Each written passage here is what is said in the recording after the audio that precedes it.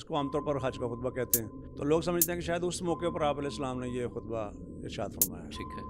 حالانکہ یہ بات صحیح نہیں ہے. کہ UN کا جو ہیومینٹی کا چارٹر ہے وہ یہیں سے اخذ کیا گیا ہے. زیادہ تر چیزیں جو اس کے اندر پائی جاتی ہیں وہ رسول اللہ صلی اللہ علیہ وسلم کے خطبہ حجۃ الوداع سے ہیں. کہ یار ایک بندہ میرا حق کھا رہا ہے، ایک بندہ میری جگہ پہ جواب کر رہا ہے، میری جگہ پہ وہ جناب عیاشی کر رہا ہے. میں اللہ سے دعا مانگتا رہا ہوں، اللہ نے مجھے ہاتھ پاؤں کیوں دیے، زبان کیوں دی ہے؟ مجھے تو اپنے انصاف یا حق کے لیے تو لڑنا چاہیے. ایجوکیشنل سسٹم کے اندر وہاں پہ جو بلیکس تھے ان کو first of all the right to education نہیں تھا. امریکہ کی بات کر رہا ہوں میں، امریکہ کے اندر بھی نہیں تھا.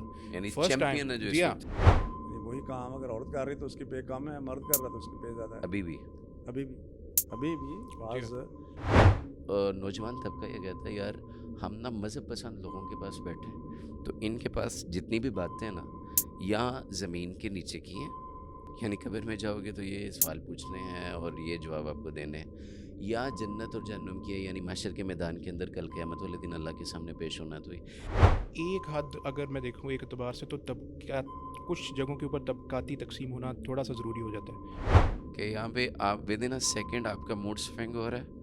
آپ کبھی خوشی کی خبر دیکھ رہے ہیں، کبھی دکھ کی دیکھ رہے ہیں، کبھی فساد کی دیکھ رہے ہیں، کبھی جنگ کی دیکھ رہے ہیں، کبھی جناب ہلا گلا دیکھ رہے ہیں، کبھی انٹرٹینمنٹ آپ کے سامنے آ رہا ہے. تو یہ ود ان اے سیکنڈس جو موو ہو رہے ہیں، موڈ سوئنگ ہو رہا ہے آپ کا، تو یہ کہیں نہ کہیں ہمارے لوگوں کو، ان کی سائیکی کو، ان کی نفسیات کو یہ خراب نہیں کر رہے؟ دو تو ایسے پلیٹ فارمز ہیں، میں ناظرین کے لیے کہنا چاہوں گا، دو اگر آپ یوز کر رہے ہیں ان کو تو فوراً ڈیلیٹ کریں. نمبر 1 ٹک ٹاک اور نمبر 2 انسٹاگرام. میں ایک چینل کے اوپر گیا تو مجھے انہوں نے کہا جی یہ حالات بدل رہے ہیں، معاشرہ خراب ہو رہا ہے، اتنے سارے علماء کرام ہیں، مدارس ہیں، مساجد ہیں، جی. تو یہ کیا کر رہے ہیں؟ بسم اللہ والصلاۃ والسلام علی رسول اللہ. السلام علیکم ورحمۃ اللہ وبرکاتہ. نہد کے پلیٹ فارم سے میں ہوں آپ کا میزبان ڈاکٹر صلاح الدین. حسب سابق آج بھی ہم بات کرنے جا رہے ہیں پیغام حجۃ الوداع کی مناسبت کے حوالے سے. متبرک، بابرکت، مقدس ترین ایام ہماری زندگی کے اندر آ چکے ہیں، اور ہم اللہ تبارک و تعالیٰ سے دعا گو ہیں کہ اللہ ہمیں ان سے کما حق ہو فائدہ اٹھانے کی توفیق عطا فرمائے. اور جیسا کہ اپنے موضوع سے ہی یہ بات واضح ہے کہ پیغام حجۃ الوداع نبی کریم صلی اللہ علیہ وسلم کی زندگی کی جتنی بھی تبلیغ تھی اس کا نچوڑ، اور اس کے حوالے سے جو بھی معاشرے کے اندر افہام و تفہیم اور افراط و تفریط پائی جاتی ہے، کسی کا انداز کچھ ہے سمجھنے کا، کسی کا کچھ ہے. آج کے شروع ہونے والے ان ایام کے اندر ہم اپنے مختلف مہمانوں کے ساتھ آپ کے لیے لے کے آئیں گے کہ اصلاً شرعی طور پہ اور نبی کریم صلی اللہ علیہ وسلم کے جو فرامین ہیں بالخصوص حجۃ الوداع کے موقع کے مناسبت سے، اور معاشرے کے اندر ان کی جو اپنی انٹرپریٹیشن کی جاتی ہے، ان کی جو تفصیلات بتائی جاتی ہیں، اس کے حوالے سے جو فہم بتایا جاتا ہے، وہ واقعتاً ہی قرآن و حدیث کے مطابق ہے یا متصادم ہے. ہم نے اپنے جتنے بھی ماہرین ہیں تعلیم کے حوالے سے، شریعت کے حوالے سے، ان کو انشاءاللہ آپ کے سامنے سوال و جواب کا سلسلہ ان سے جاری رہے گا. آج اسٹوڈیو میں ہمیں اعزاز بخشا ہے، جلوہ گر ہیں میری دائیں طرف پروفیسر ڈاکٹر حافظ شہباز حسن صاحب حافظہ اللہ تعالیٰ. کسی تعارف کے محتاج نہیں ہیں آپ، ماشاءاللہ مربی ہیں، استاد ہیں، اور اللہ تبارک و تعالیٰ کے فضل سے مصنف بھی ہیں، اور ایک استاد اور ماہر شریعت کی حیثیت سے ہم انشاءاللہ ان سے سوالات کا سلسلہ جاری کرتے ہیں. اور ان کے ساتھ جو ہماری دوسری کسی تعارف کی محتاج نہیں ہے، آپ انہیں دیکھتے رہتے ہیں اپنی اسکرین کے اوپر، جناب ڈاکٹر عمر فاروق سعید صاحب حافظہ اللہ تعالیٰ. ماشاءاللہ بڑے ماڈ اسکواڈ ہیں، اللہ تبارک و تعالیٰ ان کی جوانی میں، ان کی عمر میں برکت عطا فرمائے، اور بڑا اللہ تبارک و تعالیٰ نے ملکہ عطا کیا ہے. یہ بڑے اچھے انداز میں اپنی گفتگو جو مافی ضمیر ہے اسے رکھنا جانتے ہیں. تو میں ڈاکٹر صاحب آپ کی خدمت میں آنا چاہوں گا کہ نبی کریم صلی اللہ علیہ وسلم کی زندگی سے متعلق عمومی طور پہ جب ہم اپنے ایجوکیشن کیریئر میں ہوتے ہیں تو ہمیں یہی سکھایا اور سمجھایا پڑھایا جاتا ہے کہ رسول اللہ صلی اللہ علیہ وسلم نے جو حجۃ الوداع کے موقع پہ اسلام کو سم اپ کر دیا تھا، اسلام کی جو ساری باؤنڈریز تھیں وہ سمیٹ کے ایک خطبے کے اندر بیان کر دی تھی. تو یہ کانسیپٹ کیا ہے اور یہ چیزیں کیا ہیں، اس حوالے سے میں چاہتا ہوں تھوڑی سی تمہیدی گزارشات جو ہیں وہ آپ ہمارے ناظرین کے لیے ارشاد فرمائیں. بسم اللہ الرحمن الرحیم. اصل یہ ہے کہ خطبہ کا لفظ جب ہم بولتے ہیں تو پبلک یہ سمجھتے ہے کہ شاید ایک خطبہ ہے، اور جب ایک خطبہ لیتے ہیں تو چونکہ جو بڑا ایک گیدرنگ کا موقع ہے یا میدان عرفات کی حاضری ہے جس میں جی حج کا رکن اعظم کہا جاتا ہے، تو اس موقع کا جو خطبہ جس کو عام طور پر حج کا خطبہ کہتے ہیں، تو لوگ سمجھتے ہیں کہ شاید اس موقع پر آپ علیہ السلام نے یہ خطبہ ارشاد فرمایا ہے، ٹھیک ہے حالانکہ یہ بات صحیح نہیں ہے۔ اصل میں جو مغالطہ لگا ہے وہ مغالطہ یہ ہے کہ نبی علیہ السلام نے اس موقع پر بہت سی باتوں کو رپیٹ کیا ہے، مطلب ایام الحج 8 ذوالحجہ سے حج شروع ہو رہا ہے، کچھ باتیں آپ علیہ السلام نے 8 تاریخ کو بیان فرمائی، پھر بعض چیزیں رپیٹ آپ نے 9 کو کی، پھر 10 کو، 11، 12 اور 13، اس طریقے سے آپ علیہ السلام نے چیزوں کو رپیٹ کیا ہے۔ ٹھیک ہے تو اس وجہ سے لگتا ہے کہ شاید کوئی ایک خطبہ ہے یا اس میں کوئی اوور لیپنگ ہے بیانات کے اندر۔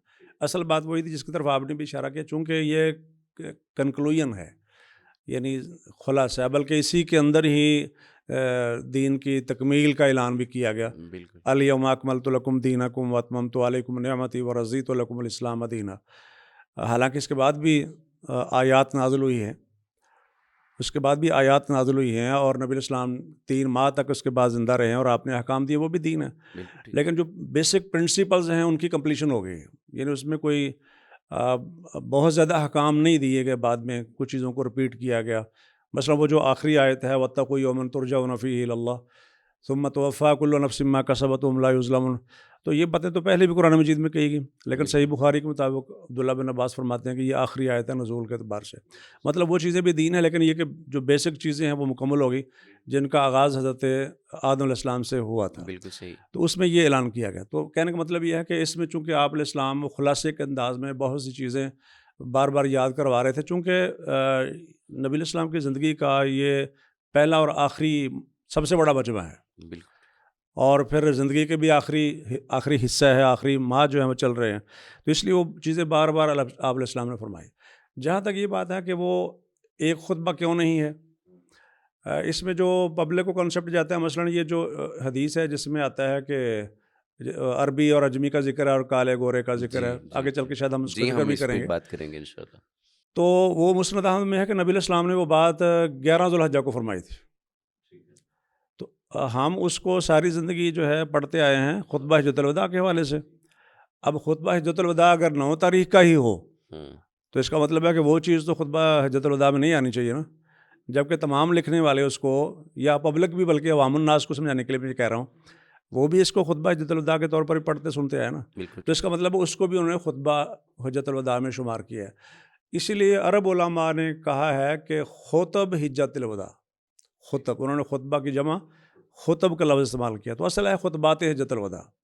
نبی علیہ السلام کے آخری حج کے جتنے بھی خطابات ہیں، جو بھی ایڈریس آپ علیہ السلام نے کیا، ان سب کو ملا کر خطبہ حجۃ الوداع کہا جاتا ہے۔ تو پہلی چیز تو یہ سمجھنا ضروری ہے، باقی تفصیلات ظاہر ہے وہ آگے آئیں گے کہ خطبہ حجۃ الوداع سے مراد بالکل صحیح آخری حج کا خطاب ہے۔ بہت شکریہ، آپ نے یہ بات کلیئر کی ہے۔ عمومی طور پہ یہی تصور اور یہی کانسیپٹ ہے، اور اسی خطبہ حج کے اندر ہمیں یہ چیز ملتی ہے کہ رسول اللہ صلی اللہ علیہ وسلم نے جو امت کی رہنمائی کی ہے، یا اسلام جو 23 سال کے عرصے میں نازل ہوا تھا، اس کا جو خلاصہ بیان کیا اور اس کو عوام کے سامنے رکھا، اس میں ایک برابری کا تصور ہے۔ تو یہ برابری کا جو تصور عمومی طور پہ ہمارے ہاں رائج ہے چیزوں کو لے کے، اور پھر ہم کچھ چیزوں میں دیکھتے ہیں کہ اپنی مرضی اور اپنی خواہش کی انوالومنٹ ہے، کچھ چیزیں اپنی پسند کے حوالے سے ہیں، کچھ چیزیں ایسے بندے کے لیے ہم اپنے دروازے بڑے کھلے کر دیتے ہیں جو بندہ ہماری تعریف کر رہا ہو یا ہمیں پسند ہو، اور ایسے بندے کے لیے ہم تنگ کر دیتے ہیں اپنی نعمتیں جو بندہ ہمیں پسند نہ ہو یا چیزیں نہ ہو۔ تو یہ جو معاشرے کا برابری کا پہلو ہے، یہ کس انداز میں ڈیفائن ہوگا، یہ کیا چیز ہے؟ دیکھیں اس میں ایک تو یہ ہے کہ کسی کو اس کی صلاحیت کی بیس پر نوازنا، ٹھیک ہے اس میں تو آپ ظاہر فرق کریں گے، اور یہ کوئی، بلکہ یہی عدل ہے، اور ایک آدمی جو اس کے اندر صلاحیت زیادہ ہے، ایک کے اندر کم ہے، دونوں کو ایک جیسا آپ دے رہے ہیں تو ظاہر ہے وہ آپ عدل نہیں کر رہے ہیں، یعنی وہ آدمی جس کا حق زیادہ بنتا تھا اس کو آپ کم کر کے دے رہے ہیں۔ ٹھیک ہے اور عدل کے جو ضد لفظ ہے، الٹ ہے، وہ ظلم ہے۔ وہ یہی ہے کہ وضع الشیء علی غیر محلہ، ایک چیز کو ایسی جگہ پر رکھ دینا جو اس کی جگہ نہیں ہے، اس کا استحقاق ہی نہیں ہے۔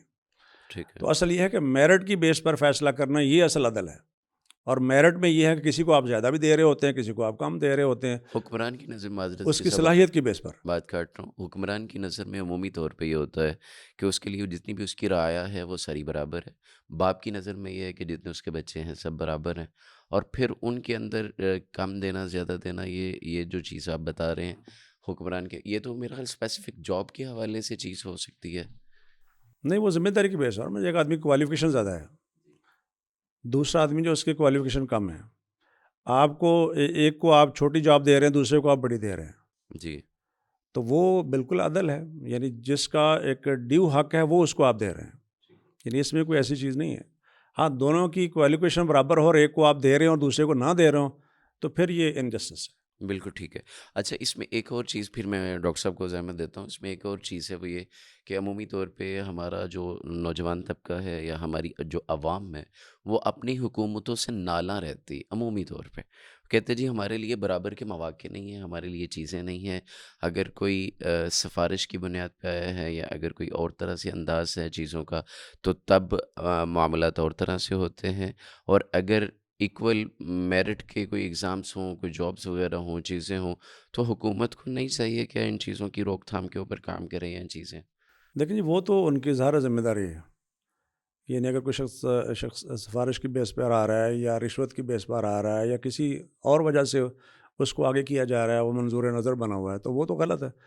لیکن یہ ہے کہ اگر کسی کو اس کی صلاحیت کی بیس پر آگے لایا جا رہا ہے, اس کے اندر کچھ اسکلز ایسی ہیں, تو اس میں تو کوئی ایسا مسئلہ نہیں ہے. بالکل ٹھیک ہے. جی. ڈاکٹر صاحب آپ کو شامل گفتگو کروں گا. اب بات یہ ہے کہ ہمارے ہاں آپ کو پاکستان کے اندر جتنی بھی اس حوالے سے لے کے غلط فہمیاں ہیں سوشل انجسٹس کے حوالے سے یا سوشل جسٹس کے حوالے سے, جو چیزیں ہمارے نوجوانوں کے ذہنوں کے اندر موجود ہیں, آپ ماشاء اللہ آپ بھی یوز سے تعلق رکھتے ہیں, تو میں یہ چاہتا ہوں کہ ایک یورپ کو ایک ہمارے لیے ایک بڑی گلیمرائز سی ایک ایگزامپل کے طور پہ کوٹ کیا جاتا ہے, اور وہاں پہ چیزوں کو بڑا گلیمرائزلی اور بڑا آئیڈیالوجیکلی بیان کیا جاتا ہے کہ بھائی یہاں پہ ایسے ہے ویسے.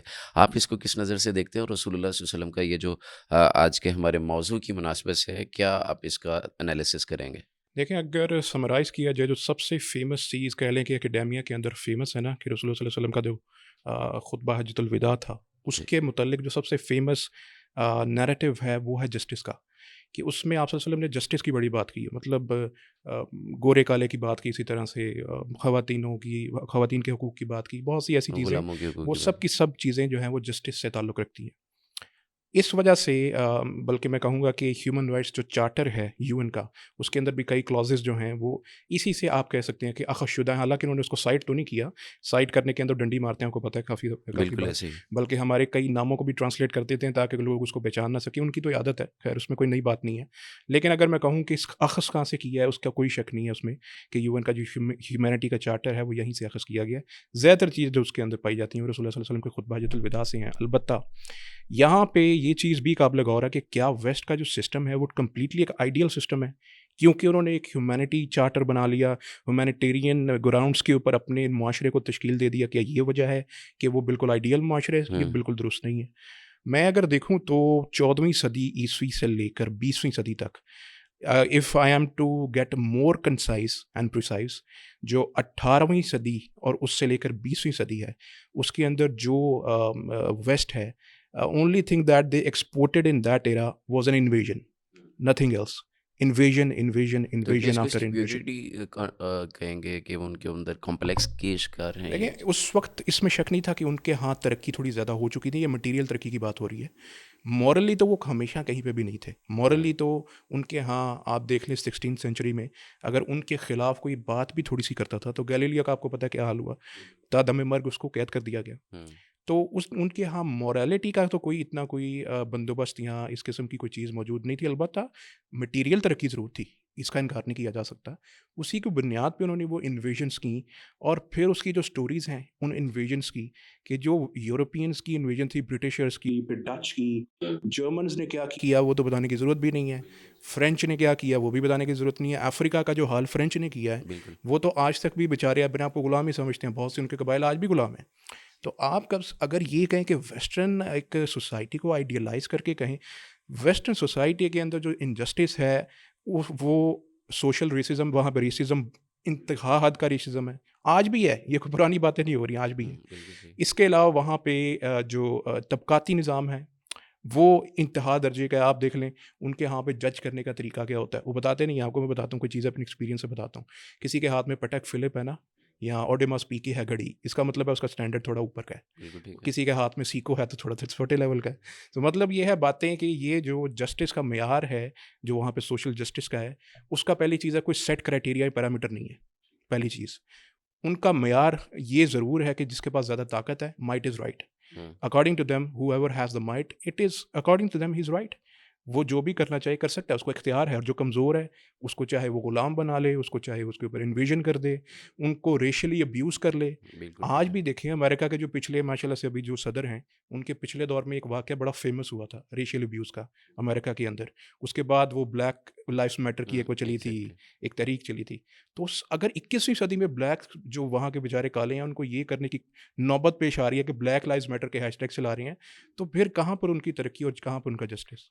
بہت خوبصورت انداز میں آپ نے اس کو کنکلوڈ کیا ہے۔ میں ایتھیکل مورل جی ویلیوز کے ہم اس پہ بات کریں گے۔ ڈاکٹر صاحب آپ سے یہ جاننا ہے کہ اسلام کے اندر ایک تصور ہے معراج کا، یہ بھی برابری کی ایک بات ہے کہ اس میں اب یہاں پہ اسلام کے اوپر ایک اعتراض اٹھایا جاتا ہے کہ جب نبی صلی اللہ علیہ وسلم نے برابری کی بات کی ہے تو پھر بیٹی کا حصہ ایک کیوں، بیٹے کو ڈبل کیوں اس سے؟ دوسری بات اسی سے متصل ہے کہ صدقات اور زکوٰۃ یہ تحفے تحائف ہو تو پھر ان میں بھی اسی طرح وہ جو نسبت ہے وہی رکھی جائے گی یا برابر دیا جائے گا؟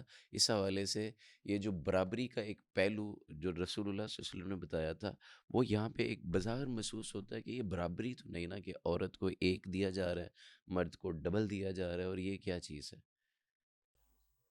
اصل میں اس پوائنٹ سے پہلے جو پچھلے موضوع پر ہم بات کر رہے تھے، ایک چیز اس میں مزید اس میں جی ایڈ کرنا چاہتا جی تھا ضرور۔ کہ آپ نے کہا تھا کہ جو نوجوان نسل ہے وہ نالاں رہتی ہے اپنے حکمرانوں سے، چونکہ ان کے ساتھ زیادتی ہوتی ہے، ناانصافی ہوتی ہے۔ عدم مساوات جی ہے جی، ان کی۔ جی تو اس میں ہمیں احادیث مبارکہ میں رہنمائی کی گئی ہے کہ تم نے اپنی ذمہ داری پوری کرنی ہے، اپنا حق ادا کرنا ہے۔ اگر تمہارے ساتھ کوئی حق تلفی ہو رہی ہے تو تم نے اپنا حق اللہ سے مانگنا ہے۔ مطلب یہ ہے کہ تمہارے پاس وہ دلیل نہیں ہے، یہ بہانہ نہیں ہے کہ چونکہ ہمارے ساتھ انصاف نہیں کیا جا رہا لہٰذا ہم نے بھی اپنا کام نہیں اس کو کرنا۔ میں چاہتا ہوں تھوڑا سا کھول دیں، کیونکہ عمومی طور پہ میں بھی ایک نوجوان آدمی ہوں نا، تو میرے ذہن میں بھی یہ آئے گا کہ یار ایک بندہ میرا حق کھا رہا ہے، ایک بندہ میری جگہ پہ جاب کر رہا ہے، میری جگہ پہ وہ جناب عیاشی کر رہا ہے، میں اللہ سے دعا مانگتا رہا ہوں، اللہ نے مجھے ہاتھ پاؤں کیوں دیے، زبان کیوں دی ہے، مجھے تو اپنے انصاف یا حق کے لیے تو لڑنا چاہیے عمومی طور پہ۔ یہی بات جو کہ صحابہ کرام نے نبی علیہ السلام سے پوچھی تھی نا، کہ آپ نے جب فرمایا کہ جو ہے تمہارے اوپر ترجیح دی جائے گی، ہوں اس طرح کا لفظ ہے، تمہارے اوپر پریفر کیا جائے گا دوسرے لوگوں کو، حق تمہارا ہوگا دوسروں کو ترجیح دیجیے۔ تو اس میں پھر نبی علیہ السلام رحمہ یہ فرمایا تھا کہ تم نے اپنا جو فرض ہے وہ پورا کرنا ہے، اور اگر تمہارا حق تمہیں نہیں دیا جا رہا تو اس کی بنا پر آپ نے سمع و اطاعت سے نہیں نکلنا، تم نے اطاعت کرنی ہے، نظم کا ساتھ دینا ہے، باغی نہیں اور بننا۔ جی باغی نہیں بننا، ٹھیک ہے۔ اور اطاعت کرنی ہے، اور اپنا حق مطلب یہ کہ اللہ سے التجا دعا کرتے رہنا ہے۔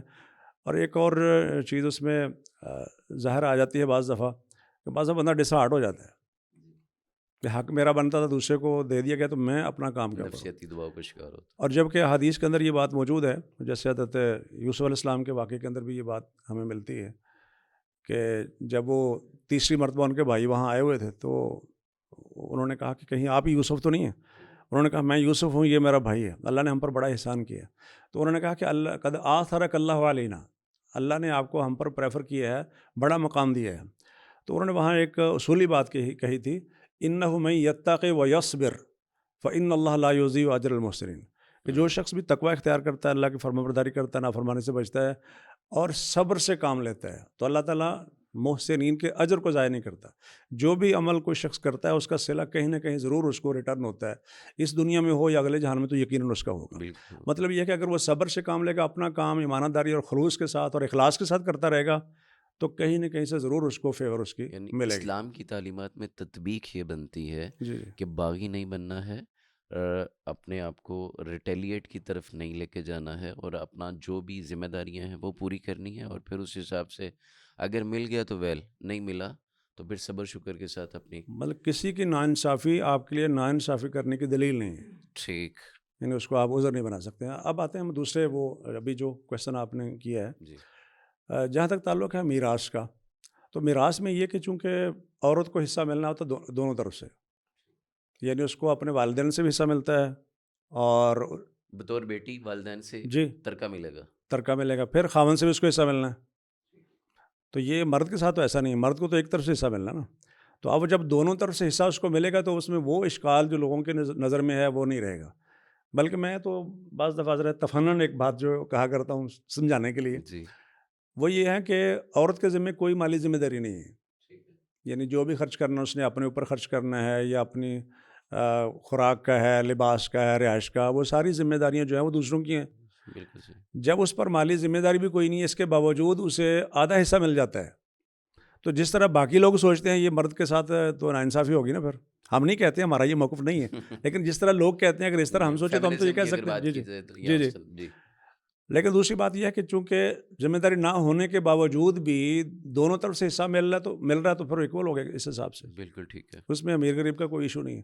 باقی جہاں تک معاملہ ہے تحفے کا, تو اس میں حدیث پاک کے مطابق برابر رکھا ہے, اس میں بیٹی اور بیٹے کا کوئی فرق نہیں ہے. اگر والد یا والدہ یا دادا نانا جو بھی ہیں وہ زندہ ہیں اور اپنی زندگی کے اندر وہ کسی کو دینا چاہتے ہیں, تو وہ بیٹا ہے یا بیٹی ہے, تو ان میں پھر یہ افراط و تفریط یا ایک اور ڈبل یہ والا نہیں. جی اس میں فرق نہیں ہے. اس میں ایک بنیادی چیز تو یہ ہے کہ جس کی جو ضرورت ہے اس کو دی جائے. ٹھیک ہے. مطلب عدل ایک ہے, انصاف ایک ہے. عدل کا مطلب یہ ہے کہ جس کا جو حق بنتا ہے اس کو دیا جائے. ٹھیک. مثلاً آپ کے دو بیٹے ہیں, وہ ایک اسکول میں پڑھ رہا ہے, دوسرا دوسرے اسکول میں پڑھ رہا ہے, دونوں کی فیس کا ڈفرینس ہے. تو آپ یہ نہیں کہیں گے میں تو برابر دوں گا, یا ایک کا قد مثلاً بڑا ہے ایک کا چھوٹا, تو آپ کہیں گے دونوں کو ایک جیسا کپڑا دوں گا. بالکل صحیح. اسی طریقے سے عمر کم یا زیادہ اس وجہ سے کھانا ظاہر ہے, ان کی جو ضرورت ہے وہ دینا اصل میں عدل ہے. ٹھیک ہے. وہاں برابر دینا نہیں ہے, وہاں ان کی ضرورت کے مطابق ان کو دینا ہے. ہاں جہاں تک تعلق ہے, جو پہلی بات ہم کر رہے ہیں, کوئی بڑا تحفہ دے رہے ہیں, کوئی زیادہ قیمتی چیز دے رہے ہیں, اس میں پھر یہ ہے کہ ایکویلٹی ہوگی اور اس میں مرد اور عورت کا فرق نہیں ہوگا احادیث کے مطابق. ٹھیک ہے. یہ بات بڑی کلیئر ہے کہ اس میں یعنی آفٹر ڈیتھ جو بھی ترکہ ہے وہ اس حساب سے تقسیم ہوگا, اور اس کے پیچھے بھی ماشاء اللہ اور اسی میں جی آپ آپ نے کر لیجیے. علت بیان کی کہ چونکہ والدین کی طرف سے عورت کو چاہے شادی شدہ ہو یا نہ ہو وہاں سے بھی ملتا ہے, اور اگر شادی شدہ ہو تو خاوند سے بھی ملتا ہے, تو یہ دونوں طرف کا ملا کے تو اس کا ڈبل ہی ہوتا ہے. اسی لیے کچھ علماء نے کہا کہ اول تو وراثت زندگی میں تقسیم نہیں کرنی چاہیے. ٹھیک ہے. یعنی وراثت تب ہے جو کوئی شخص موروث یعنی جس کی وراثت ہے وہ فوت ہوا ہے. ترکہ تب بنتا ہے جب ایک آدمی نے اسے ترک کیا ہے. ترکہ بار بار ترک تم کے الفاظ وراثت تقسیم میں آئے ہیں. ٹھیک ہے. لیکن علماء کہتے ہیں کہ اگر کوئی شخص اپنی زندگی میں وراثت تقسیم کرتا ہے تو پھر وہ برابر تقسیم کرے گا. ٹھیک ہے. یعنی پھر اس کو وراثت کے حکم میں نہیں لاتے ہیں, کہتے ہیں کہ یہ تحفے کے حکم میں ہے. ٹھیک. یعنی وہ وراثت گنی ہی نہیں جائے گی اس جی کی, جی. تو اس نے جتنا بیٹے کو دیا اتنا ہی بیٹی کو اس دے کا گا. ایک سلوشن یہ بھی دیا انہوں نے کہ اگر کسی نے پہلے کر دیا زندگی میں ایسا کیا ہے تو ڈیتھ کے وقت اس کو ری ویلیوٹ کیا جائے گا. یعنی اس وقت اس کی ویلیو کیا, مثلا ایک پلاٹ 1 کروڑ روپے کا تھا, ٹھیک. دوسرا جو ہے 2 کروڑ کا تھا, دوسرا بھی 1 کروڑ کا تھا, لیکن جب جس کی وراثت تقسیم ہونی ہے اس کی وفات کے وقت دونوں کی ویلیو کا زمین آسمان کا فرق اگر ہو گیا ہے ٹھیک ہے. تو دوسرے کے ساتھ تو زیادتی ہوگی نا. اس وقت پھر اس کو بیلنس کر لیں, یعنی اس کو وراثت کے حکم میں مکس لے کر کے آئیں پھر اگر کسی نے ڈیوائڈ پہلے کیجیے. کیا بھی ہے تو. ٹھیک ٹھیک ٹھیک ٹھیک. بہت شکریہ ڈاکٹر صاحب. آپ نے ایتھیکل مورل ویلیوز کی بات کی ہے یورپ کے لائف سٹائل کے اندر, اور آپ نے اس کی کچھ ایگزامپلس بھی کوٹ کی. اور ہمارے یہاں پہ تو ایک یہ بتایا جاتا ہے جناب, وہ کتے کے حقوق ہیں, بلی کے حقوق ہیں, جانوروں کے حقوق ہیں, جی اور انسانوں کی ہیومنٹیرین بیسس کے اوپر وہ چیزیں ہیں, ان کے طے کر دیا گیا ہے کہ انہوں نے اس حدود و قیود کے اندر سے باہر نہیں نکلنا ہے, چیزیں اس طرح سے نہیں ہونی ہے. ابھی آپ ویلیوز کی جب بات کر رہے ہیں تو پھر یہ ویلیوز تو ہمارے لوگوں کو بڑا اٹریکٹ کرتی ہیں اور بڑا بتاتی ہیں, اس میں کہاں تک سچائی دیکھتے ہیں؟ دیکھیں یہ تو ابھی میڈیا آ گیا ہے تو تھوڑی سی ان کو ایک پریشر ہوتا ہے کہ ان کو کچھ اپنی طرف سے بنا کر پیش کرنا پڑتا ہے, اپنا ایک اچھا امیج پورٹری کرنا پڑتا ہے. وہ ان کی مجبوری ہے. جب یہ نہیں تھا میڈیا, یا کہہ لیں کہ صرف پیپر تک محدود تھا, نیوز پیپر آتا تھا, تب تک تو یہ ہے کہ تو جیسے میں نے آگے ذکر میڈیا کیا, مطلب سوشل میڈیا. سوشل میڈیا, دوسرا میڈیا, الیکٹرانک میڈیا بھی کر لیں, وہ بھی جب نہیں تھا اس وقت تک یہ حالات تھے کہ جو وہاں کی جو ایجوکیشن سسٹم تھا اس کی بات کر لیتے ہیں. ایجوکیشنل سسٹم کے اندر وہاں پہ جو بلیکس تھے ان کو first of all the right to education نہیں تھا.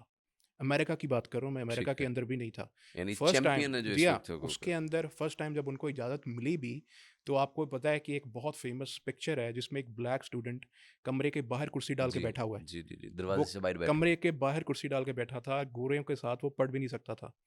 اور اس کے علاوہ ایک اور آپ کو مزے کا ایک واقعہ سناتا ہوں. 1970 کی دہائی کی بات ہے، یہ زیادہ پرانی بات نہیں ہے. اس وقت ایک خاتون سائنٹسٹ تھی، امریکن تھی وہ، ان کا نام تھا جوسلین بیل برنیل. ہوں انہوں نے ایک ڈسکوری کی تھی.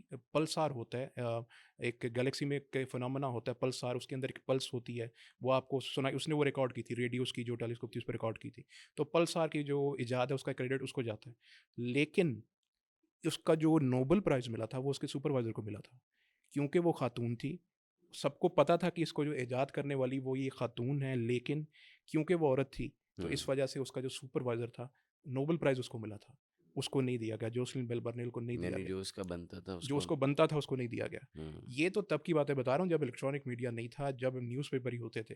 پھر آہستہ آہستہ جب جیسے الیکٹرانک میڈیا آیا، تھوڑا سا ان کو چونکہ لوگ ریکارڈ کرنا شروع ہو گئے کہ یہ کیسی حرکتیں کر رہے ہیں، لوگ نوٹ کرتے ہیں، پھر آ کے تنقید کرتے ہیں کہ بھائی یہ سب کیا ہو رہا ہے، آپ کو بتاتے تو کچھ ہو رہا ہے، کرتے کچھ ہو رہے ہیں. پھر انہوں نے تھوڑی تھوڑی چیزیں ان کو ڈبل تھوڑے اسٹینڈرڈس جو ڈبل تھے۔ اسٹینڈرڈس کو رائٹس دینے شروع کیے ہلکے پھلکے. 1960 کی دہائی کے اندر فرسٹ ٹائم بلیک امریکنس کو ووٹ ڈالنے کا حق ملا تھا. فرسٹ ٹائم 1950 میں 1950s میں، 60s کے شروع میں فرسٹ ٹائم بلیکس کو، اس سے پہلے جو بلیک امریکنس تھے ووٹ نہیں ڈال سکتے تھے. یعنی وہ ڈیموکریسی جی وہ ہاں، ساری چیزیں وہ ان کے ہاں اسی طرح۔ ڈیموکریسی تھی نام نہاد، البتہ بلیکس کو ووٹ ڈالنے کا اجازت نہیں تھی. Blacks were considered to be slaves, اور ہوں ان کو فرسٹ ٹائم اس وقت آ کر، جب کہ یہ باتیں ہیں آپ دیکھ لیں، کوئی پرانی بات نہیں میں بتا رہا آپ کو، بہت ریسنٹ بات ہے کہ ان کو آگے ووٹ ڈالنے کا حق کب مل رہا ہے. تو بہرحال یہ ساری چیزیں، جسے عمومی طور پہ ریڈ انڈینس کہا جی ہاں، ریڈ جاتا انڈینس، یہ تو افریقن تھے. ریڈ انڈینس کا تو انہوں نے خاتمہ ہی کر دیا تھا. ریڈ انڈین تو بہت کم اس کی نسل بچی ہے. ہے۔ اچھا اچھا ریڈ اچھا۔ انڈین وہ تھے جن کو نیٹو امریکنس کہتے ہیں. نیٹو امریکن مطلب وہ لوگ جو کہ کولمبس کے آنے سے پہلے امریکاز کے اندر بستے تھے، ان کو ریڈ انڈین کہتے ہیں. یعنی وہ جو جی ہاں، اوریجنل وہاں کے۔ اوریجنل ایبوریجنل، بالکل بالکل۔ ایبوریجنل جو تھے. ریڈ انڈینس کو تو صفحہ ہستی سے مٹھا دیا تھا. ان کو تو جب انویڈ کیا ہے، جو گورے امریکن یورپین تھے، انہوں نے جب انویڈ کیا ہے امریکاز کو، اس کے اندر انہوں نے اسٹوری یہ بتائی ہے کہ جی ہمارے ساتھ جراثیم ایسے چلے گئے تھے جن کی امیونٹی جو تھی وہ ریڈ انڈینس میں چونکہ نہیں تھی، اس وجہ سے وہ بیماریوں کو تاب نہ لاتے ہوئے دنیا سے کوچ کر گئے. یعنی یہ البتہ اتنے منحوس تھے جی کہ جی، ان کے جانے کی ان کے جراثیم سے مرے ہیں. نحوست کی وجہ البتہ وہ ایسے نہیں مرے، ایسے پوری سوسائٹی نہیں مرتی. سے۔ ان کو وہاں سے ایلیمنیٹ کیا گیا ہے ریڈ انڈینس کو.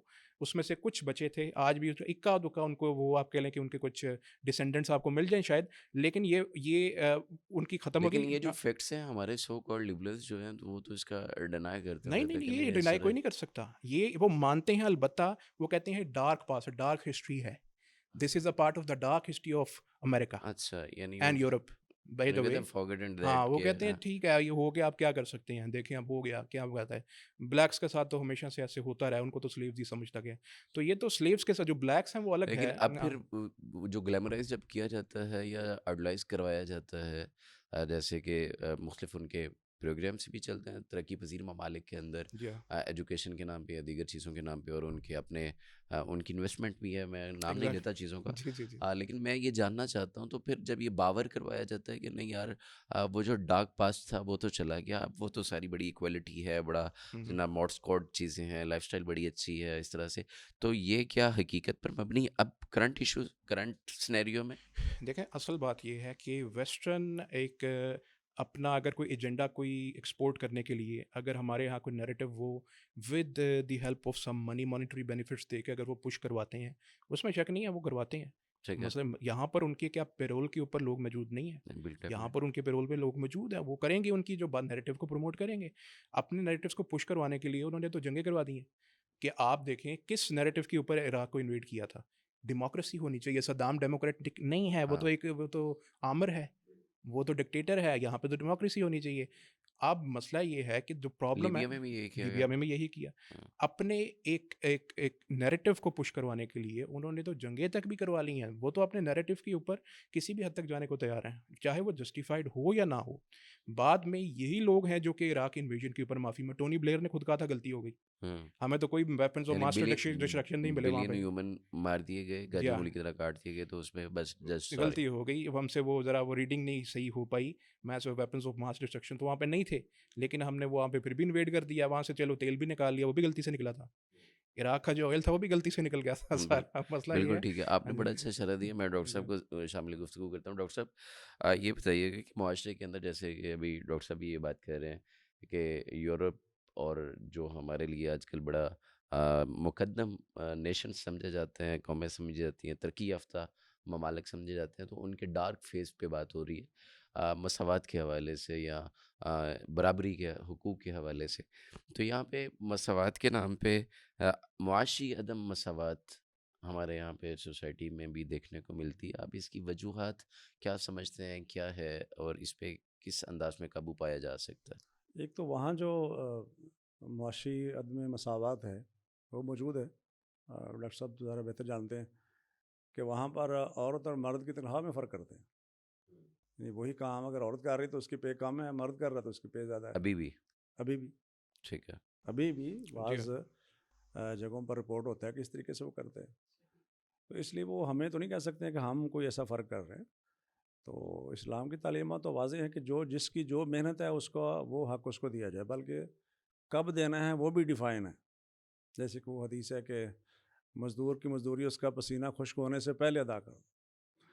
اور جو شخص کسی کا حق رکھتا ہے خود اللہ تعالیٰ جو ہیں اس کی طرف سے باز پرس کریں گے. حدیث کے اندر اس کی وضاحت موجود ہے.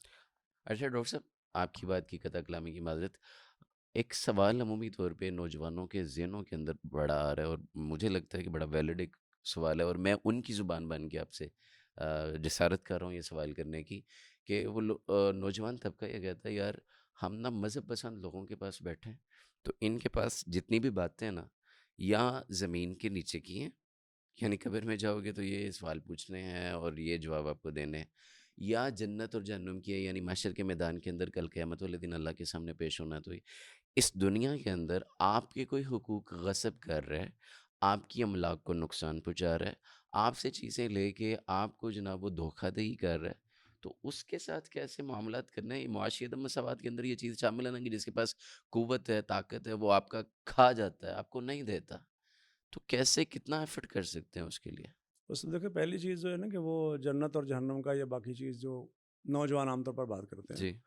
تو وہ اصل میں ہے کہ اللہ کے عذابوں سے ڈرا کر لوگوں کو ناانصافی سے روکنا ہے کہ جو شخص یہ کام کرے گا اس کی سزا یہ ہوگی.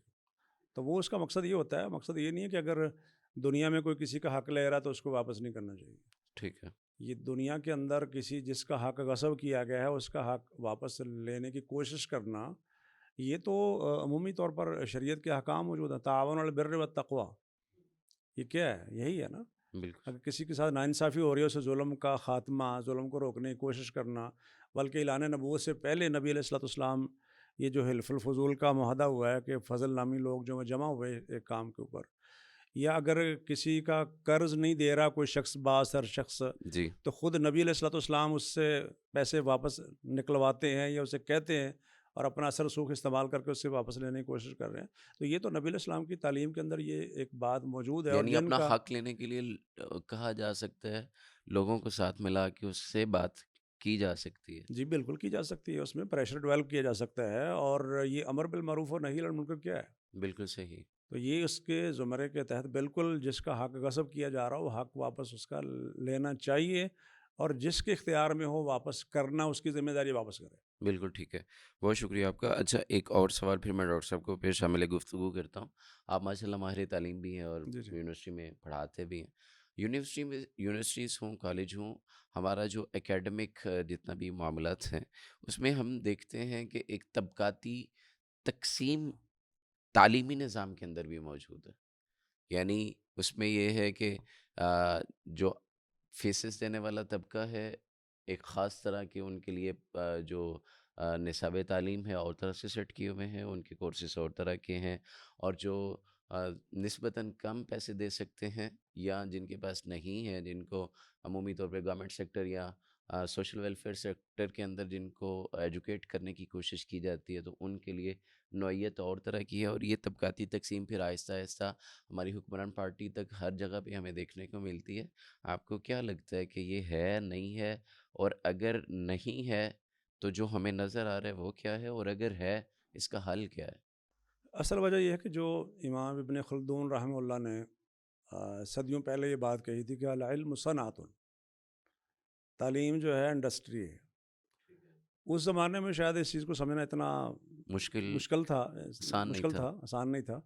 اس زمانے میں تو نظر آ رہا ہے، جگہ جگہ میڈیکل کالج ہیں یا باقی کالجز ہیں، ادارے کھلے ہوئے ہیں، اور باقاعدہ وہ ڈگریز کرواتے اس لیے ہیں کہ اس سے پیسے آئیں گے۔ چاہے میرٹ میں نہیں ہے لیکن میرٹ کوئی ایشو نہیں ہے، پیسے آنے چاہیے، کس پروگرام سے زیادہ پیسے آتے ہیں وہ ہے۔ پھر یہ کہ کہاں جانے سے اس کے بعد آگے جابز ملتی ہیں، جیسے آپ نے اشارہ کیا کہ خاص اسکول ہیں، وہیں سے وہ لوگ جو ہیں وہ 100% امپلائمنٹ ہوگی ان کی، اگر اس اسکول کے پڑھے ہوئے ہیں تو وہ آپ سمجھ لیں کہ جاب ان کی وہیں پہ ہوگی۔ بالکل ایسے ہی۔ تو یہ اسی مقصد کے لیے انہوں نے تیار کیا۔ پھر ان کی تعلیم زیادہ نہیں ہے، ایجوکیشن زیادہ نہیں ہے، پھر اٹھنے بیٹھنے کے آداب، وہ ساری چیزیں وہ وہیں جو کیا کہتے ہیں غیر نصابی سرگرمیاں زیادہ ہوتی ہیں، ٹھیک ہے۔ کہ انہوں نے آگے چونکہ اس فیلڈ میں جانا ہے، اس فیلڈ کے لیے گویا کہ سلیکٹ ہو چکے ہیں، اور اسی کے وہ پیسے دے رہے ہیں، مطلب لاکھوں روپے دیتے ہیں اسی کام کے لیے کہ چونکہ انہوں نے آگے جا کے بیوروکریسی میں جانا ہے یا باقی بڑے بڑے فیلڈ ہے اس میں جانا ہے۔ تو طبقاتی تقسیم تو ہے ہی۔ اور ڈاکٹر عمر صاحب، یہ جاننا ہے، آپ ماشاء اللہ یوتھ کے ساتھ تعلق رکھتے ہیں، انٹریکشن بھی آپ کا، آپ نے دنیا پھری ہے، دیکھی ہے، چیزوں کو دیکھا ہے، تو یہ کیا واقعی یہ دھوکہ دہی کے ساتھ چیزوں کو امپلانٹ کر دیا گیا ہے سوسائٹیز کے اندر، کہ جیسے ہم سوشلزم میں پڑھتے ہیں کہ جب رومنس تھے یا ان سے پیچھے چلے جاتے ہیں، یونانیس تھے جب، تو اس وقت بھی ایک طبقاتی تقسیم تھی، اور ایک کانسیپٹ یہ تھا کہ یہی لوگ حکمران بنیں گے، یہی لوگ ڈیفنس میں آئیں گے، یہی لوگ ایمپلائمنٹ میں جائیں گے، اور یہی لوگ جو ہیں وہ صفائی ستھرائی کے۔ چار طبقات کی تقسیم تب بھی تھی اور آج بھی کہیں نہ کہیں ہمیں وہ نظر آتی ہے۔ تو یہ کیا وہی کانسیپٹ آگے چلایا جا رہا ہے مسلسل، اور اسی کے لیے انسٹیٹیوشنس کی اس طرح سے وہ ایک طبقاتی تقسیم جو جدولیاتی طور پہ ہے، آپ کیسے دیکھتے ہیں اس کو؟ دیکھیں، ایک طرف اگر میں کہوں اپنے انالیسس میں ذاتی طور پہ اس پہ اختلاف کیا جا سکتا ہے کہ ایک حد اگر میں دیکھوں ایک اعتبار سے تو طبقات کچھ جگہوں کے اوپر طبقاتی تقسیم ہونا تھوڑا سا ضروری ہو جاتا ہے۔ فار ایگزامپل، اگر کوئی ڈیزرونگ ایک اسکول ایک گروپ آف پیپل ہے، ایک ڈیزرو کرتے ہیں، وہ ان کی جو اسکلز ہیں وہ زیادہ ہیں، ان کے دوسروں سے زیادہ جو ہے ان کے پاس صلاحیتیں ہیں، تو کیا آپ ان کو عام لوگوں کے ساتھ ہی رکھیں گے یا ان کو الگ سے ٹریٹ کریں گے؟ اس کو ایک اسپیشل ٹریٹمنٹ کہتے ہیں کہ آپ ان کو اسپیشلی ٹریٹ کریں، جو انٹیلیجنٹ ہیں، جن کے پاس اسکلز اچھے ہیں، ان کو آپ تھوڑا اسپیشل ٹریٹمنٹ دیتے ہیں۔ اس میں مجھے کوئی حرج معلوم تو نہیں لیکن ہوتا۔ اس میں آپ کے پاس تھوڑا سا اختلاف کروں گا، جی، لیکن یہ بائی برتھ تو پتہ نہیں چلتا نا، نہیں یہ چلتا، نہیں چلتا۔ ایگزامس میں بیٹھے گا، دیٹس رائٹ، یہ that's right. Definite classes attend کرے گا تو پھر جا کے پتہ چلے گا نا۔ جو پیدائش کے ساتھ آپ کو رائٹ ملتے ہیں نا، اس میں تو شک ہی نہیں ہے۔ آپ جس ملک میں پیدا ہوئے ہیں اس کے کانسٹیٹیوشن کے مطابق بھی ہر ایک شہری کو ایکول رائٹس ہیں۔ آپ کسی بھی ملک میں جہاں پر کانسٹیٹیوشن موجود ہے، کچھ ایسے ملک ابھی بھی ہیں جہاں پر نہیں ہے، لیکن جن ممالک میں کانسٹیٹیوشن ہے وہاں پہ ایکول رائٹس، برتھ رائٹس جس کو کہتی ہے، ایکول برتھ رائٹ، وہ تو ہر ایک کے ہاں مساوی طور کے اوپر موجود ہیں۔ البتہ جو اسپیشل ٹریٹمنٹ ہوتا ہے نا، کبھی کسی کو مل جاتا ہے، اس کی اگر تو جسٹ وجوہات ہیں اور وہ جسٹیفائڈ اس طرح سے ہیں کہ وہ آپ کی according to their merit, according to their merit ہیں، وہ اکارڈنگ ٹو ان کی سفارش، ان کی کوئی اپروچ، ان کا پیسہ، ان کا سوشل آرٹیفیشیل اسٹیٹس، کوئی چیز ہاں، نہیں۔ ان چیزوں پہ اگر نہیں ہے اسپیشل ٹریٹمنٹ تو اس میں حرج معلوم نہیں ہوتا مجھے۔ البتہ آپ وہ ایک یہ بھی بات ہے نا، آپ ایک ہی چھڑی سے ہر پورے ریوڑ کو تو نہیں ہانک سکتے، آپ کو کبھی کبھی دیگر اپروچز اپنانی پڑتی ہیں۔ اسی لیے یہ میٹر کرتی ہے چیز کہ جو پیپل ان پاور ہیں ان کے اندر اتنی صلاحیت ہو کہ وہ ڈسٹنگوش کر سکیں کہ کہاں پر کس جو انڈیویجولز ہیں یا کون سا گروپ آف پیپل ہے جس کو اسپیشل ٹریٹمنٹ دیا جا سکتا ہے اور کس کو نہیں دیا جا سکتا، کون ڈیزرونگ ہے اور کون ڈیزرونگ نہیں ہے۔ یہاں پر یہ چیز بہت قابل غور ہے کہ اگر ہم اسلامک ہسٹری کو دیکھیں تو بہت سی ایسی امپائرس تھے ہمارے یہاں پہ جہاں پر باقاعدہ طور پہ سسٹمیٹکلی، اگر آپ اوٹومنس کو بھی دیکھ لیں، وہاں پر بھی انہوں نے دو گورننگ سسٹمز بنائے ہوئے تھے۔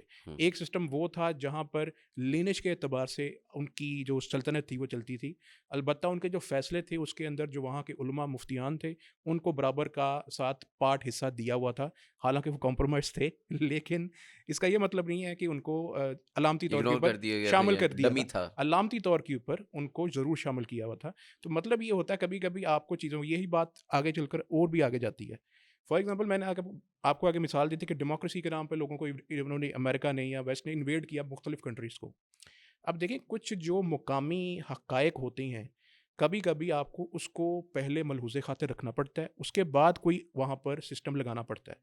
کوئی ایسی چیزیں، کوئی ایسی جگہیں، کوئی ایسی جو ہے سوسائٹیز ہوتی ہیں جہاں پر ڈیموکریسی نام کی چیز جو ہے ان کو نہیں پتہ ہوتی کہ کیا چیز ہے. بالکل بہت صحیح. سی افریقن کنٹریز ہیں ہوں. جن کو نہیں پتہ ڈیموکریسی کیا ہے، ان کے اوپر آپ زبردستی کوئی چیز لگانے کی کوشش کریں گے صرف اس وجہ سے کیونکہ میں سسٹم کو ٹھیک سمجھتا ہوں، تو جو میں سمجھتا ہوں وہی سب وہی فالو ٹھیک ہے. کریں گے. یہ ہوں. بات درست نہیں ہے. اس چیز کو اب آ کر وہ تھوڑا بہت ریئلائز کر رہے ہیں اور یہ کہتے ہیں کہ یہ غلطی ہے، ہمیں جو ڈائنامکس ہیں ایچ پلیس کے اس کو سمجھنا پڑے گا اور پھر اپنا وہاں پر اس حساب سے کام کرنا پڑے گا. یہ بات ان کو کیوں کہنی پڑی؟ جہاں مسلمان تھوڑے مضبوط ہیں نا لیکن وہاں مونارکی ہے. آپ کو پتہ ہے میں عربس کی بات کر رہا ہوں. ان کے اوپر تنقید ہوئی کہ آپ ویسٹرن جو لوگ ہیں ان کے ساتھ تو بڑے کریں، یہاں پر ڈیموکریسی نہیں اپلائی کروانی آپ نے. تو انہوں نے کہا جی ہم سے پہلی والی غلطی تھی، یہ جو لوگ کیونکہ تھوڑے سے پاورفل ہیں تو ٹھیک ہے جو سسٹم کوئی سوسائٹی فالو کرتی ہے اپنے ڈائنامکس کے مطابق وہ کرتی رہے، کوئی حرج نہیں ہے اس میں. تو اس لیے یہ چیزیں سمجھنی پڑتی ہیں کہ کبھی کبھی ہسٹری جو ڈارک ہسٹری ہے نا اس کے اندر اپنی نیریٹیوس کو پش کروانے کے لیے صرف اپنی اجارہ داری مقصد ہوتی ہے.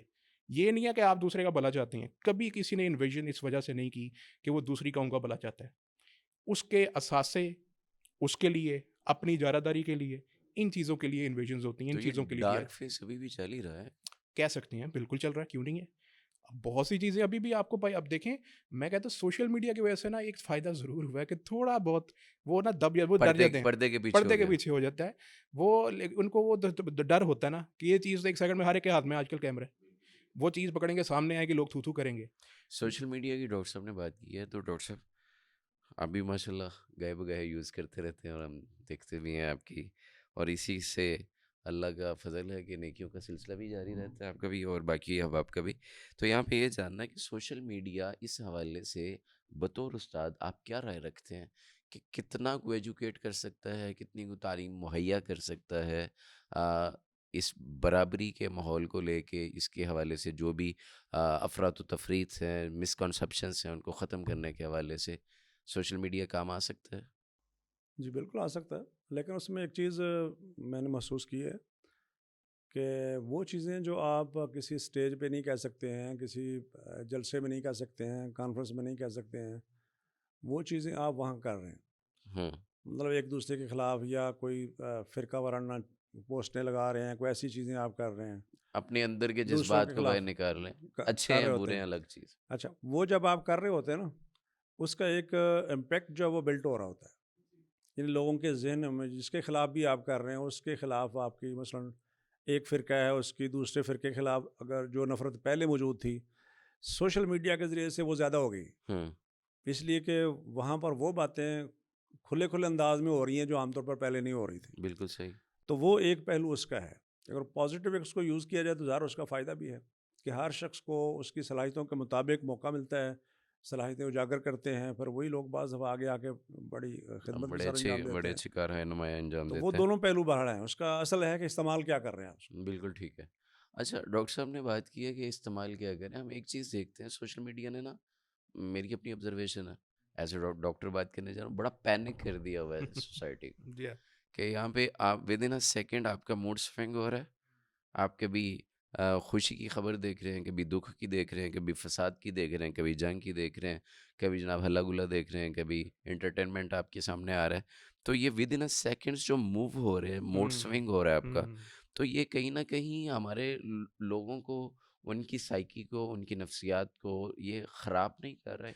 خراب کرنے نہ خراب کر چکا ہے، کسی بہت حد تک کر چکا ہے. دو تو ایسے پلیٹ فارمز ہیں، میں ناظرین کے لیے کہنا چاہوں گا، دو اگر آپ یوز کر رہے ہیں ان کو تو فوراً ڈیلیٹ کریں. نمبر 1 ٹک ٹاک اور نمبر 2 انسٹاگرام. اس کی ایک وجہ یہ نہیں ہے کہ آپ اسکرولنگ تو یوٹیوب کے اوپر بھی ہوتی ہے، اسکرولنگ تو فیس بک پہ بھی ہوتی ہے. میں نے نام ان دونوں کا اس لیے لیا ہے کیونکہ اس کی وجہ یہ ہے کہ ان دونوں کے اوپر آپ کے ہاتھ میں کوئی کنٹرول نہیں ہے.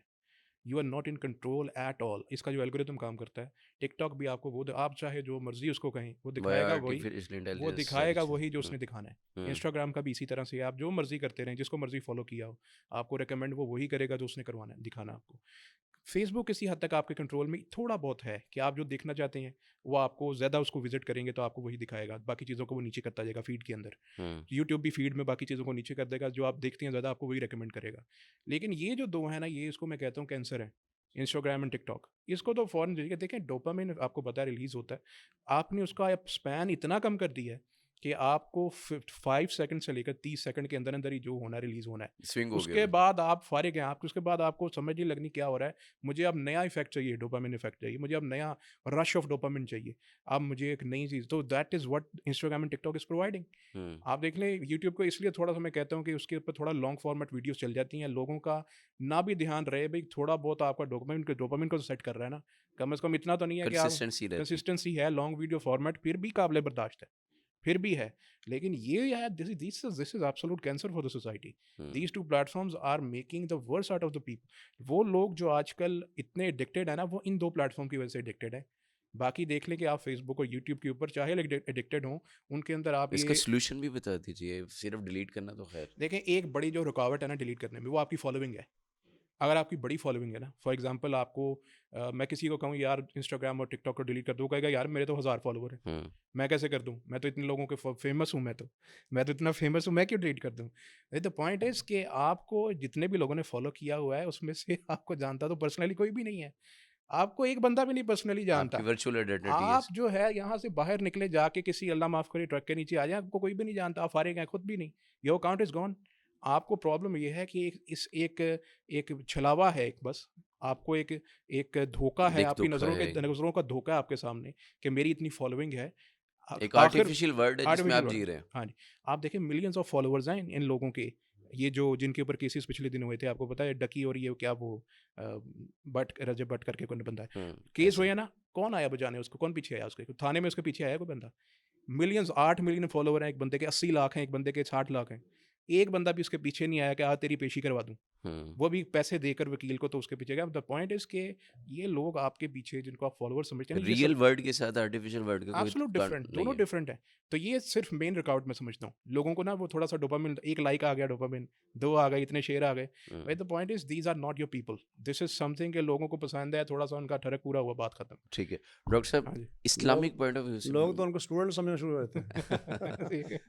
میں وہی آپ کی طرف آنے لگا تھا کہ اس حوالے سے تو پھر یہ نیکیاں برباد کرنے والا سلسلہ بھی ہے, اور یہ عدم مساوات اور تشدد والا جو ایک کانسیپٹ ہے, یہ چیزیں میرا خیال کہیں نہ کہیں اس کو بھی ہوا دیتا ہے. جی ظاہر ہے وہ ڈیولپ ہو رہا ہے, جب آپ کسی کے انسلٹ کر رہے ہیں اور ایسے الفاظ کا چناؤ کر رہے ہیں جو بالکل غیر اخلاقی ہیں, اور دوسروں کو اشتعال دلا رہے ہیں آپ اپنے مخالفین کو, اور وہ چیز آہستہ آہستہ بڑھتی چلی جائے گی. تو یہ معاشرے کے اندر برابری کے حوالے سے اور لا قانونیت کے خاتمے کے حوالے سے مدارس, یونیورسٹیز, کالجز, ہمارے جتنے بھی اس طرح کے ادارے ہیں, مساجد ہیں اور دیگر ادارے ہیں, مدارس ہیں, یہ کس طرح کا رول پلے کر سکتے ہیں؟ آپ کو کیا لگتا ہے آج کے دور میں اس کی اہمیت اور اس حوالے سے اویئرنیس جو ہے وہ کیسے اجاگر کرنی چاہیے؟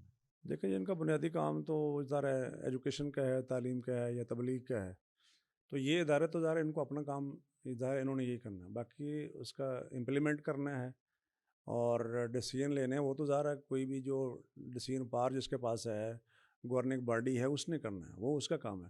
باقی ان کا کام ظاہر تبلیغ ہے, اویئرنیس ہے, ایجوکیٹ کرنا ہے لوگوں کو, تو وہ ان کو کرنا چاہیے اپنا کام. اور ایجوکیٹ کرنے کے لیے سیمینارز وغیرہ ہونے چاہیے اس حوالے سے. جیسے اس میں فوکس کر کے ناہد نے ایک اچھا انیشیٹو لیا, پچھلے سال بھی لیا ہے کہ خطبہ حجۃ الوداع کی مناسبت سے یہ 10 days جو ہیں, ان 10 دنوں میں آپ احباب کی رائے اور آپ کی جو انٹلیکٹ ہے اس سے فائدہ لینے کی کوشش کی جاتی ہے. ڈاکٹر صاحب اس سے کافی فرق پڑتا ہے. میں ایک چینل کے اوپر گیا تو مجھے انہوں نے کہا جی یہ حالات بدل رہے ہیں, معاشرہ خراب ہو رہا ہے, اتنے سارے علماء کرام ہیں, مدارس ہیں, مساجد ہیں, جی تو یہ کیا کر رہے ہیں؟ یعنی ان کا یہ خیال ہے کہ یہ سارا معاملہ جو ہو رہا ہے تو وہ علماء اپنا کردار ادا کیوں نہیں کر رہے ہیں؟ تو میں نے کہا جی علماء جو کردار ادا کر رہے ہیں اسی وجہ سے تو یہاں پر ہم پہنچے ہوئے ہیں. اگر یہ علماء نہ ہوتے, مساجد, مدارس, یہ محنت, یہ تھوڑی بہت جو پازیٹیوٹی ایجوکیشن نہ ہوتی, تو پھر آپ کہاں کھڑے ہوتے؟ تو ہمارے ایک استاد ہیں، وہ گئے مصر میں، کہ ان کا خیال تھا کہ صبح اٹھیں گے رمضان میں تو جیسے ہم لاہور میں اٹھتے ہیں اور سحری جہاں سے مرضی کر لیں. بالکل کہتے صحیح. ہیں سحری کے ٹائم اٹھا تو کوئی بھی ہوٹل کوئی نہیں کھلا ہوا. اللہ. اور یہاں دیکھ لیں آپ، دن رات کا فرق نہیں ہوتا، بالکل ایسے ہی جہاں ہے. سے مرضی آ جائے کوئی ایشو نہیں ہے. تو یہ ظاہر علماء کرام کی محنت ہے، کوشش ہے، پریچنگ ہے، ایجوکیشن ہے، وہ انوائرمنٹ پیدا اور کیا کچھ لوگوں عوام نے. کے لیول پہ آ کے عوام کو آگاہ ظاہر ہے اس کے کرنا. پیچھے لوگوں کی محنت ہے. مثلا کسی زمانے میں دیکھ لیں آپ، غلام احمد پرویز کا کتنا طوطی بولتا تھا یہاں پہ. ہوں.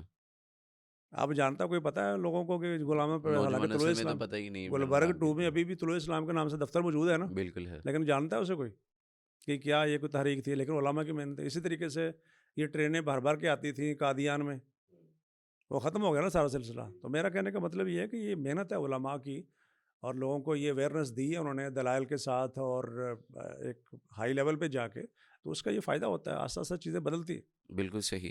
اچھا ڈاکٹر صاحب، میں آپ کی طرف آ رہا ہوں. پاکستان کے اندر ماشاء اللہ چونکہ آپ نوجوان ہیں، ینگ بلڈ، اور چیزیں اس طرح سے ہوتی ہیں، اور کہیں نہ کہیں آپ کو لگتا ہے کہ جاگیردارانہ تعصب اور وہ والا جو پرانا ایک روایتی ٹپیکل ایک نظام ہے کہ جس کے تحت وڈیرے آپ کی زندگی کا، آپ کی ایجوکیشن کا، آپ کی لائف سٹائل کا فیصلہ کرتے ہیں، وہ ابھی بھی پرویل کر رہا ہے، چل رہا ہے. یہ چیزیں چینج ہو رہی ہیں، آپ اس کو کیسے دیکھتے ہیں؟